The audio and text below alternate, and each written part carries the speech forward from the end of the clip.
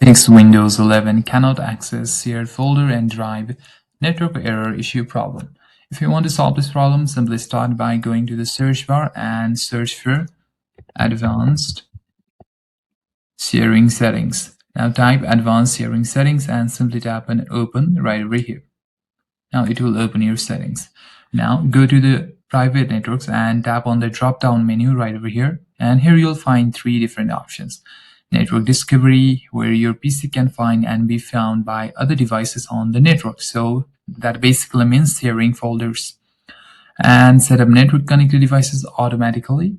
It will automatically detect. And file and printer sharing. If you want to send such files, it will allow others on the network to access shared files and printers on this device, on the device that you are using.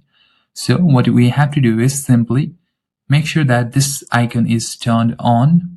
If this is turned on, then this will be automatically turned on. Make sure that this is also turned on. And finally, make sure that the file and printer sharing option is also turned on. And that's it, guys. This way you can easily solve this private network problem. Thank you for watching the video. If you find it useful, consider liking and subscribing to the channel. I'll see you in the next one.